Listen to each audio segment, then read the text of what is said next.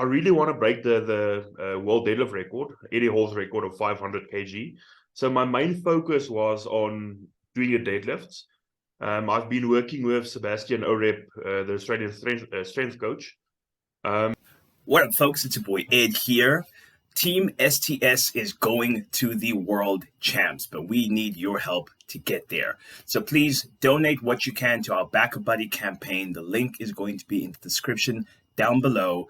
We have 5 athletes who've qualified. Some of them are world record holders already. So help us get to the World Champs and claim back a couple world titles for SA. On with the show. Hey, Chris. Hey, man. How's it going? Wait, 1 sec. I think my audio's off. Okay. Say again? How are you doing? No, I'm doing great. And yourself, bud? No complaints, thanks. No complaints.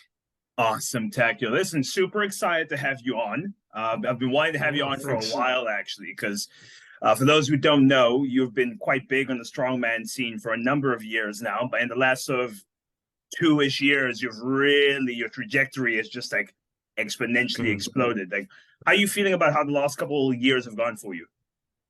Yeah, actually fortunate. Yes, I think about from 2021. That's when I went overseas the first time to World's Strongest Man. And yeah, feeling good. I've been blessed to be at the Giants Live show, be at World's Strongest Man. I've won Africa's Strongest Man. So yeah, no, I'm feeling good.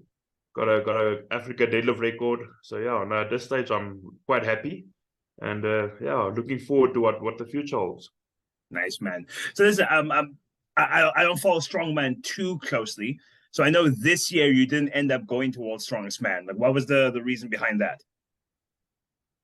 My main focus from last year I went to the Deadlift Championships in Wales, and I really want to break the world deadlift record, Eddie Hall's record of 500 kg. So my main focus was on doing a deadlift.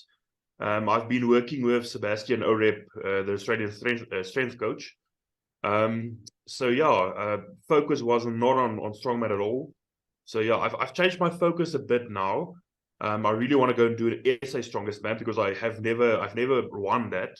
I've competed, but I think my best was 2nd or 3rd place. Okay. So yeah, at the end of August, I really want that title. Want to dominate there, and I definitely want the World's Strongest Man invite again. So yeah, hopefully next year. I love how you said you want to break Eddie Hall's 500 kilo record. I'm taking it that you don't quite count half Thor's 501 as being completely legitimate. All right, let me rephrase that. I want to break Eddie Hall's 500 kg competition deadlift. Yeah, let me put it like that. No, I think Thor's pool was legit, and I don't see anything wrong with that. But it wasn't in competition, and that's my opinion. Competition is a whole different story. It doesn't matter if it's in your country, in your province, wherever. It's a competition. So yeah, 100% agree. I think it's also the having other people there on the day to challenge you for it. I think it also adds a certain amount of pressure, adds a different atmosphere, different conditions to the day. So I totally agree with you where the in competition one's a little bit superior. Yeah, no. That's my opinion. Don't want to get hate for this, but yeah, it is what it is. That's how I see it in any case. So when you're planning on attempting the 500, like what's your overall game plan? It's been a couple of weeks since I really thought about it. Hopefully at Africa's Strongest Man later in the year, there will be a max deadlift event. I would definitely like to see where I'm at now. I haven't gone heavy in the deadlift. I think beginning of March. I was training with around 400 kilograms. So yeah, I've got no idea. At this stage, my focus is strongman because I won the SA title. As I've mentioned, I've never won that before, so I want that title. Yes, and then I'll take it from there. At this stage, I'm not really too focused on the deadlift anymore, only the deadlift anymore. But it is definitely still in the books for me. It's something I really do want. So I'd say this year or next year, we'll give it a go again. As soon as I can get used to my deadlift suit, things will go a lot better as well, because I hate the suit. We were chatting about it at the Arnold's. Tell me, like, what? Like, I've never put on a deadlift suit before. So, like, what's the change from raw deadlifting to deadlifting the suit? Like, what's the expectation and change there? I think mostly what's difficult for me is I've gone over 400 without a suit. So I've got a certain technique. I like to go deep down and pull from the bottom up, where the suit, you can't do that. The suit really, it stops you from, you need to fight to get to the bar. And then you need to fight to go down as well, because the suit, it's like a safety belt. If somebody asks me, I mentioned like a safety belt, same material, just thicker. I think this is a triple ply or two ply suit. So you can take the suit, put it down, and it will stand up by itself. So it's like tight. But yeah, I think the main thing for me is just to get down low enough. I need to change my deadlift technique to fit to the suit, rather than deadlifting the way I'm used to deadlifting for the past couple of 8 years. So yeah, that's a major challenge for me. And because I'm so big, all the pressure, it's crazy. I can't explain it to anybody. Veins popping in my eyes, nose bleeds in training, stuff like that. I'm not used to that. I'm not used to the pressure. So that's, for me, is a major thing as well. So yeah, I think yeah. I can imagine having your technique so ingrained for years, and then suddenly having to adopt a new technique can be quite challenging. Like, people take for granted. Like, I think your best pull was 400, 420? Base pull 455. 455. So, yeah, just over 1,000 pounds. Yes. Like you hear that, and I'm like, what's another 45 or 46 kilos to the world record? But like, it's a lot. It's the higher up you go, the more those small jumps matter. Yeah, man, I'd say like 5 kg makes a huge difference, and it throws you off, and mentally as well. I mean, it's 455 to 460. Mentally, it doesn't sound that much, but still 5 kg is 5 kg. It's a lot, and you need to prepare mentally for that. And 500, it's half a ton. It's a world record you need to attempt. So yeah, mentally, I've been fortunate to work with Louis Averbach, or Dr. Louis Averbach. He's a clinical psychologist, and he's made a huge difference for me. I actually wish I've done that earlier in my career, in my strongman career.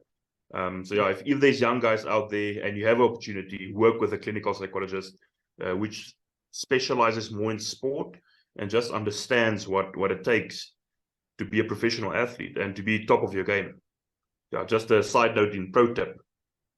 That's actually you're one of the first athletes who've actually had on here to touch on that topic. So, like, what does a clinical psychologist do with you during a session? Like, what's a typical session look like? Well, unfortunately, he's in Stellenbosch, so we do it over Zoom. Well, like I'm talking with you now. Yes, I need to go back to our first session now. We haven't had a lot of them. I'd say mostly what he does, our discussion started around, I need to be the best that I can be for, let's say, the minute I'm on the platform. So we started off, where in your career have you been the best physically, mentally, etc. Now, obviously, that was when I pulled the African record, the Southern Hemisphere record, or 455. So then he took me back to that stage, and we worked out like a protocol around that, so that I can get myself in that same mindset, and in that same, I call it like a zone, to get into that zone again. Yeah, and take it from there.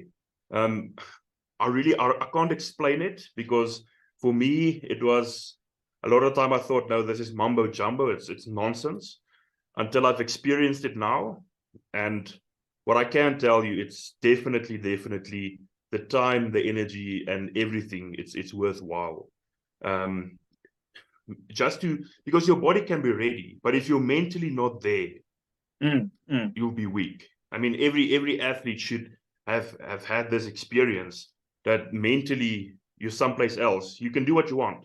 If you can't get into that zone and start focusing, there's no point in even competing. So yeah, no, definitely the mental aspect of it. It's crazy, the the change and just the self-confidence it gives you. It's actually crazy. It's actually crazy Excuse that me. you mentioned that, because like I've realized with myself, there are some powerlifting meets where it's almost I come into it with a sense of like, I have already achieved what I want to. This meet is merely a formality. Like you almost know, like, aside from an Yes. act of God getting in my way, I'm going to do what I'm here to do. And you have Yes. other meets where you walk up, you're like, I have no idea how anything is going to go today. I'm just going with the flow. So I can understand how at that high level, where any ounce of doubt in your mind can be the difference between a win and the loss, does play into a factor. No, it throws you off, definitely. And I thought about something now. I'm actually starting to get goosebumps on my arms now. I can't remember what I wanted to tell you now. Maybe I'll get back to it. I will remember. But yeah, I definitely need to share this with you. Especially that you said some some meets you feel this and some meets you feel that. And what I've experienced, especially with myself, is if I put too much pressure on myself, then I can't perform, because then I'm worried about the simple stuff. And there's no point in worrying about the simple stuff. I mean, the weight is the weight. That it is what it is. Rather, what I'm focusing on now is from training, getting everything the same, exactly the same process. And that's something that I've learned from Sebastian as well. You need to have like a blueprint of what you're doing on the day. So let's say if you're breathing 2 times before you're picking up the bar, or you're slapping your thighs or whatever, that process needs to be the same every single time, because you can manage that. You cannot manage the weight on the bar. I mean, it's a 300 or 200 or whatever. If somebody makes a mistake on the bar and they load it wrong, it's out of your hands. But you can manage what you're doing and keep your process exactly the same. And I think that repetition for me has had a huge difference in just my approach overall to everything, not only the deadlift, but from farmer's walk, from whatever, just to see that I use the same approach every time. And then I'm confident, because I know in the gym, listen, in the gym, I've done this. And on the platform, it's just another day. So if I follow the same process, I'm calm, I'm relaxed, nothing can throw me off. So yeah, that's a major thing that I've been working on with Dr. Louis as well. So yeah, no, that's simple awesome stuff. It does sound really simple, but I can imagine the amount of discipline it takes to actually discover what routine works for you and consistently hitting it every single training session. Especially with maybe strongman's a little bit more dynamic, but with powerlifting, with how repetitive our programs can be, it's like, I'm going to do this exact squat routine for the millionth time this month. I can imagine it gets quite repetitive as you really work it in. Yeah, no, definitely. But that 1,000,001 may be a record attempt, and then you're sorted. Yeah, but I mean, discipline in every sport. Discipline is what it's all about. Discipline with food, discipline with training, discipline with, for me now, mentally, working mentally as well. Yeah, discipline. Unfortunately. It's the great separator between the weekend warriors and the elite athletes. It's how much discipline you're willing to put into the sport. But tell me, like in strongman, like how is the training different? So if you're trying to competition day do a 200 kilo farmer's carry or 350 kilo for rep deadlifts, are you training those exact weights leading up to the strongman event? Are you training a little bit lower? How does it look? Yeah, no, I never. First of all, I never max out in the gym, so I'm not sure what my max is in the gym. I think the heaviest, let's take the deadlift, the heaviest I've pulled in a gym ever before pulling a 400 plus was 370. So I didn't know that I can do 400 plus. Yeah, so I think definitely lighter, but more repetition and more sets. So something that I've learned from Sebastian as well, I like to look at the I'm not sure what the correct term is, but the tonnage, the overall tonnage that you've moved or picked up or whatever. I never used to look at that, but nowadays I look at it, and it actually gives me confidence as well. But I'd say I like to train up to a competition, I'd want to be around about 85% of comp weight, comfortably training with that weight. So yeah. I find because the reason I ask is because you see a lot of the youngsters who are a little bit inexperienced. Everyone wants to max out, have one athlete actually who I need to beg him not to. I physically need to beg him, like, please do not go for 1 rep max today. I lose that argument 9 times out of 10. But everyone has this notion of you need to train heavy and max out constantly or you're not progressing. No, definitely not. I was there. I was young. I thought the same. We need to go heavy, 1 rep max, blah, blah, blah. It doesn't work like that. When I stepped back, I started doing lighter weights and lighter 60%, 70%, 80%. I'm not talking about 40%. 40% is a waste of time. It's a warm-up weight. But when I started, taking a step back and doing more repetitions, getting comfortable with 60% and then 70, 80, 85, maybe 90. I think I've only gone to 90% once when I did my own programming. And no, then I felt a huge difference in my body itself and my strength. My strength went through the roof. You can't punish your body every single week, every single day, doing heavy. You can't. I mean, with a heavy deadlift set, in my opinion, you need 10 days for your central nervous system to recover. And central nervous system, the guy should keep that in mind. If they don't know what the CNS is, they must go and read up on about it. Because your central nervous system plays such a huge part in your performance on the day. And I think a lot of, especially me when I was younger as well, I neglected that. I didn't know what it is, as the central nervous system. I was like, yeah, no, brain waves, blah, blah, blah. It didn't bother me. But as I'm getting older, you actually start to realize that it plays a huge part. I mean, if the signal can't get to the muscle, what's the point? The muscle can't do its work. So yeah, no, maxing out, I've been there. Honestly, I think it's a stupid way of training, but maybe it works for them. I don't know. I'm not too opinionated on a lot of stuff, but yeah, I keep my opinion to myself. It's what I find as a coach, the problem with it is the guys who are maxing out constantly and way too often are still training regularly and training hard. So it's going to work to a certain degree, and they see that little bit of improvement as validation that this method works. But I'm like, you're walking over 100 Rand notes and trying to pick up 10 Rand notes. Like, exactly, you could be so much better if you stop doing what you're doing. Yeah, no, exactly. And injuries. I mean, it's not worth it to look good in the gym now and say, listen, but I've been squatting whatever the weight is. It's not worth it, because somewhere along the line, if you're training like that, you will have an injury, and it will be unnecessary. I mean, there's no point in it. Relax. Also, I've never seen the prestige in a gym max. I'm like, no. It's like it wasn't in competition. No one was there. No one judged it. I don't actually care what your gym max is. Show up on the day and do it. No, honestly, that's exactly my point as well. Don't call yourself a bodybuilder, a powerlifter, a strongman if you've never been in competition. It doesn't need to be world's strongest man. But if you've never done a local comp, you are not a strongman. You are not a powerlifter. And that's how I see it. And I will respect what you did on the day at the competition. But in the gym, no. I'm okay with you saying, like, oh, I train strongman or I train in powerlifting, but you're not a strong man. You're not a powerlifter. Exactly. Yes. Just how someone who plays weekend rugby with his mates plays rugby, but they're not a rugby player. He's not a Springbok. Yeah, no, definitely. No, I fully agree with you. And I think a lot of the younger guys, they like to claim that, no, I'm a bodybuilder or this, or whatever the case may be. I'm a strength athlete, but then he's never in his life done anything on a platform.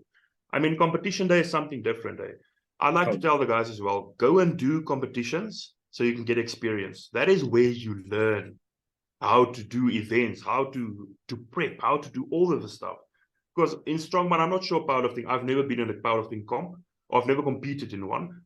But the strongman guys, we help each other. I mean, if I see somebody struggling, I'll go to him. I'll say, listen, here's my belt, or here's my sleeves, or Do you need some food or whatever? Take it like this. We help each other. And that is how we learn and teach each other. The younger guys, we teach them, do it like this, do it like that, because that's how I was taught as well. Yeah. So yeah, do competitions and then you'll get better. Then you'll see how to train, or you'll meet new people and you can ask questions.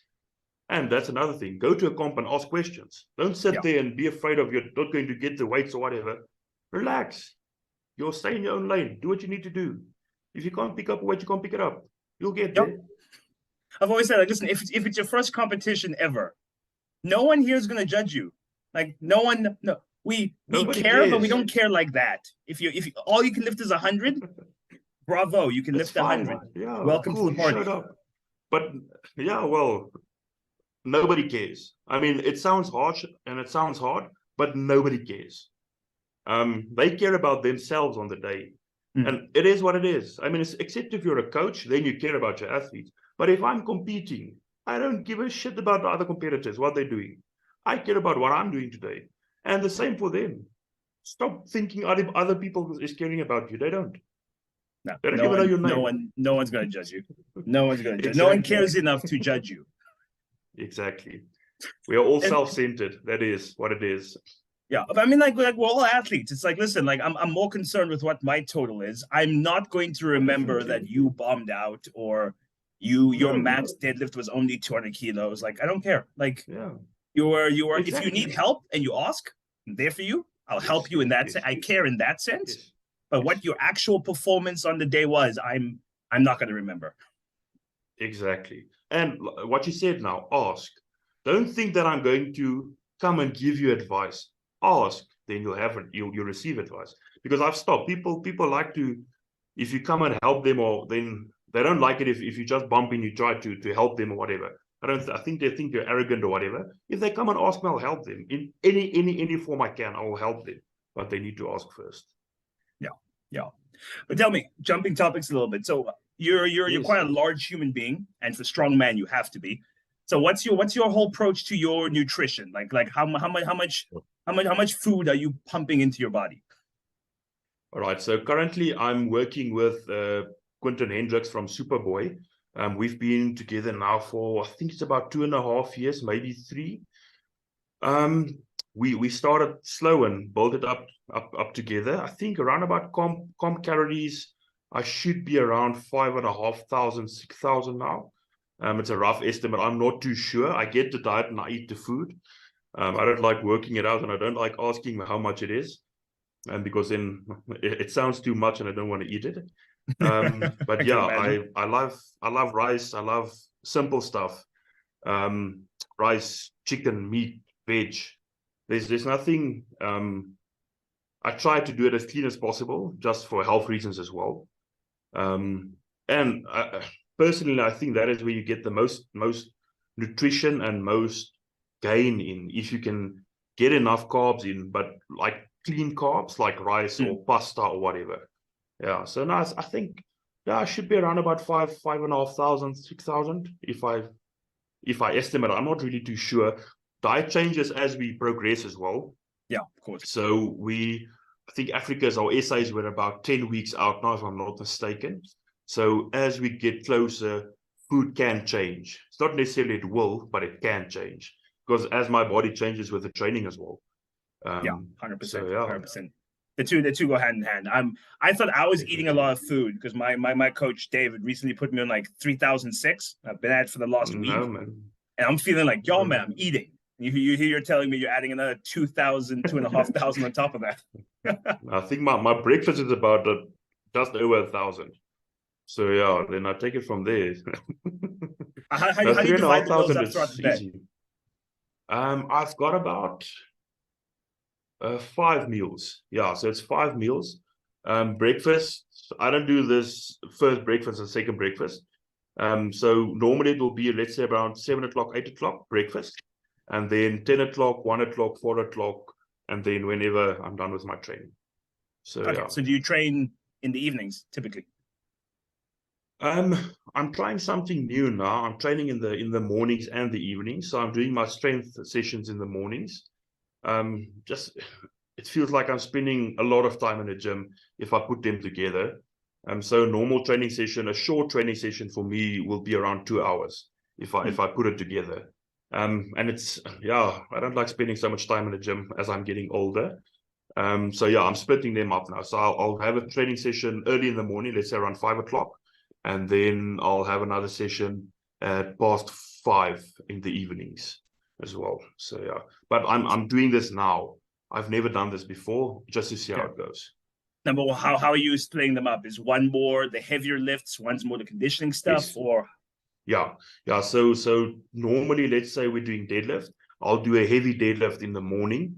That would take me around about an hour to work up to my sets and do my reps. And then in the evenings, it will be like more accessory work. I don't do a lot of different stuff when I'm doing deadlift or squat. I've got about 3 or 4 exercises I do with some cardio that I've brought in now as I'm going back to strongman. So I need to have some lungs. I hate it, just a side note, but it is what it is. So that's how I split it. Yeah. Okay. Well, it's a similar-ish approach to what powerlifting is, and I find that for me also, like my heavy deadlift or my heavy squat days, it does feel like it's a lot of time spent in the gym in one go. Yeah. But Yeah. do you have your own private gym? Like, where's your home base? No, I wish I had my own private gym. No, so I'm training in a commercial gym. Gym's name is Quest. I've been with them probably now for 12 or 13 or 12 years. Around 12 years, yes. It started out small, they've gone bigger. But that's where my strongman career really started, was in Quest. One of my friends, well, it wasn't my friend then, but one of my good friends now, introduced me to the sport and challenged me to a competition. And commercial gym. If I really want to work on something technical, I'll go to one of the other guys in Bloem, One More Fitness Systems, Werner Dreyer. He makes equipment, and he's quite good with the technical stuff as well. I'm not really a technical lifter, so I struggle to see or to feel where I'm making mistakes. So if I need some technical advice, I'll go to Werner. Just ask him, have a look, listen, etc., etc. He has a gym at his work as well. So then we'll take it from there. But mostly commercial gym. I actually like the people around me as well. I don't like it if the gym is too quiet. Same. I think it gives me more like a competition environment. And it's something to get used to as well. Other people looking at you, even though they're in their own mind, they're still there and looking at you. And there's distractions, especially at competition. There's a lot of distractions that you need to focus and need to teach yourself, not to focus on the distractions and to focus on the task at hand. 100%. But tell me, like, being at a commercial gym and being there for as long as you have been, do you get the sense that, or not the sense, but like, do you get days where like you've made a lot of friends in the gym who all want to talk to you on the same day, but you're trying to focus? Like, how do you handle stuff like that? Yeah, actually, I shouldn't mention this on the podcast, but some days it is very irritating. I'll just call a spade a spade. But some days it gets to me, especially if there's something I need to do and I need focus for that. But the guys are there, we're friends. At the end of the day, the people that stuck with you throughout the whole process and everything, they are the people that will be like still with you at the end. If I'm not competing anymore, the competition will be there, but the people that, how can I put this, like grew up with me within the sport, because the people in the gym, they support me. They support you. Listen, when's your comp? How did it go? Blah, blah, blah, blah, blah. Good luck with training. And I think that is, as I've been getting older, I think I have more like time for that now, because I realize those people are actually the ones that matter. For me, it's nice to have a world record or this or this or this, but I think the legacy you leave behind is much more important and is a lot longer lasting. And I see those people or my friends in the gym as part of my legacy at this stage. So they will tell their kids one day, I trained with Chris. Say again? Yeah. They'll tell their kids or their grandkids one day, listen, I trained with Chris. He was, etc., etc., etc. And we have to make time for them. So this is true. And I enjoy it. It's my friends. So Yeah, I've got into a system now because I'm normally a very approachable, bubbly, friendly guy, but when I'm having one of those days, I'm like, that's when like they come to me. I'm like, I don't take the headphones off. I just move it to ear. Like, hey, like, okay, cool. I've I need been there. Yeah, no, I've been there. I'll just leave them in and just ignore them. But yeah, like I said, as I've been getting older, I've got more time, and especially for the younger guys, I actually like it when the younger guys approach me and come and talk to me, because when I was younger, in my gym, there wasn't like older strongman there, professional strongman there, so there was nobody to talk to. So I like it when the younger guys or the ladies come and ask questions, etc. I can give them my opinion, but yeah, I like the young people. I like the kids. I find for me, if it's someone who's asking me training questions and trying to get better, I'm way more patient. I'm like, okay, I'll give you time of day. I'll explain it to you. If you're here just to shoot the shit, though, I'm like, okay, you have 3 minutes. Leave me alone. No, definitely. No, I agree with you on that. So with the whole support system you have at the gym, like how close the support system do you have around you? Family, close friends, like what's your system like? Now, family, my wife, my parents, yeah, my close family, like my sisters, my wife, yeah, like my close family, they're huge support for me. And then Quentin, the guy doing my nutrition, we've become friends as well. So yeah, I think I've got a great support system. I'm very fortunate to have this. I don't think a lot of athletes do have that, and they understand. And my wife really understands. If I tell her, listen, I can't do this now, I need to eat, she'll understand that. Or whatever the case may be, we need to go to Joburg, I need to go and compete, we need to finish up work. She understands that, and I'm really fortunate to have that in my life. And yeah, I think if support system makes such a huge difference. If you have an opportunity to have a good support system, appreciate them and tell them you appreciate them, because they don't do it for money or for whatever. They do it because they care about you. And it's something that I've realized as well. I didn't always see it that way. But yeah, as I've gotten older, wiser, got some gray in my beard now, you tend to see other things and see a different angle of people around you.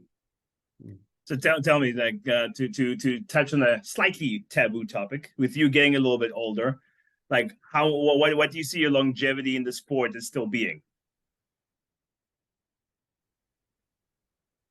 Yeah, I've not really thought about it. I'm 32 now, so Mark Felix is what, 54, 55? Yeah, still competing at World's Strongest Man. I think he did his last one just now. Yeah, so no, I haven't really thought about it, to be honest. I can feel I can feel I'm getting older.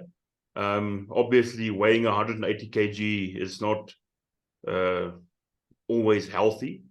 So I think as I'm getting older, I'll probably spend some more time with health. That's why I'm doing a bit of cardio now and doing all my checkups that I need to do.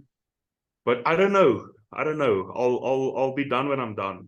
When that specifically is, I've got no idea. I've got a few stuff that I really want to compete at World's Strongest Man again. I'd really want to do a Giants Live show again. If that's in the cards for me, I'll be happy. If it's not, yeah, I'll be happy as well. I've been fortunate. I've got a few t-shirts. So yeah. I don't know. It's a deep question. I don't know. I haven't thought about it. Yeah. It's probably best you don't give it too much thought. I find once you start thinking about when it tends to happen, your body starts to feel older. No, definitely. I agree.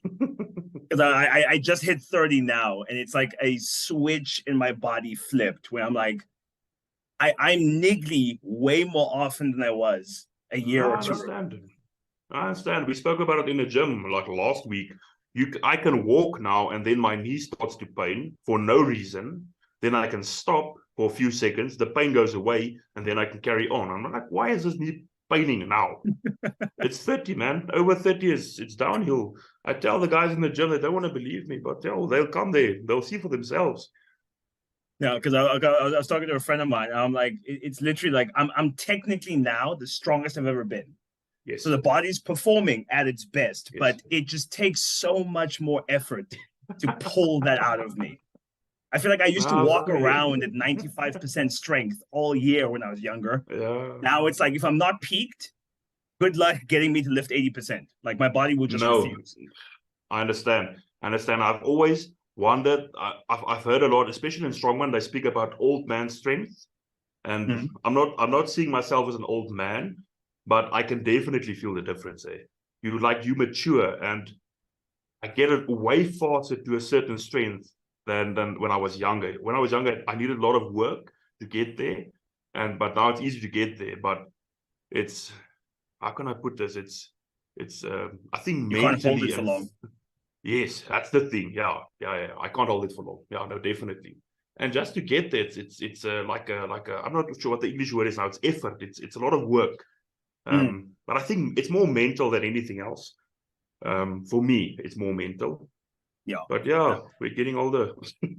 No, it's crazy. Because I was like, this is my last prep now for Arnold. It was like, if you take the 12 weeks I had of prep time, the heaviest thing I was lifting before prep started, and the 12 weeks to what I PB'd, there's like a 60, 70, 80 kilo difference in what I was training with and when I ended up lifting.